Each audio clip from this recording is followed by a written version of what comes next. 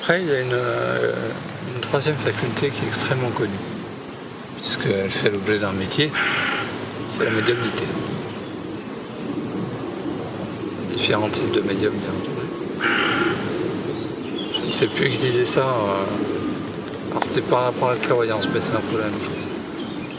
Les clairvoyants de tête et les clairvoyants de ventre. Donc, les clairvoyants de tête, ce sont ceux qui sont en contact avec les plans supérieurs. Les clairvoyants de ventre, c'est ceux qui sont sur un plan plus matérialiste. Pourquoi est-ce que j'utilise le terme de clairvoyant? Parce que dans la médiumnité, il y a les deux facultés.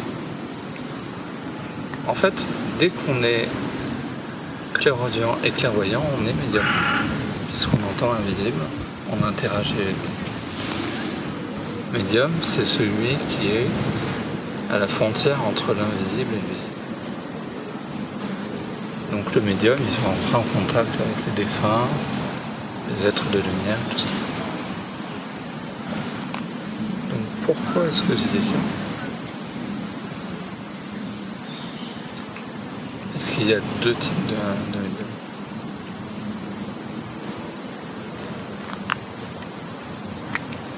Et c'est toujours important de rester focalisé sur son axe. Là, sur cette chaîne, je parle de lumière. C'est d'ailleurs pour ça que j'ai appelé ça chronique de lumière.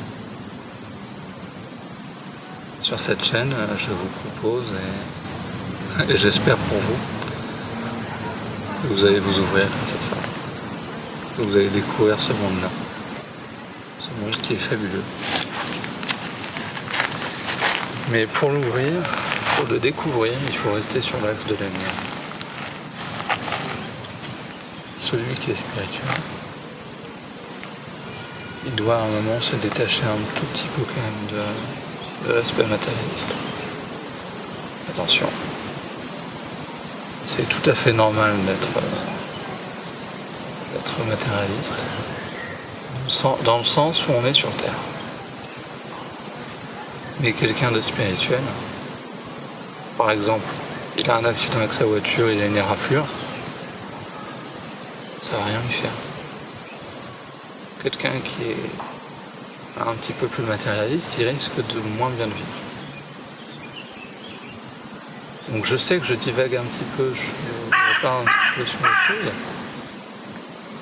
mais c'est important de bien faire la distinction entre les deux. Pour ces facultés-là, donc celles que je viens de citer, les trois. Puisque dans les trois, il y a les deux parties, quoi, en fait. C'est-à-dire le côté un peu plus matériel et un autre un peu plus spirituel. Personnellement, je vous conseillerais plutôt le deuxième. Après, chacun fait ce qu'il veut.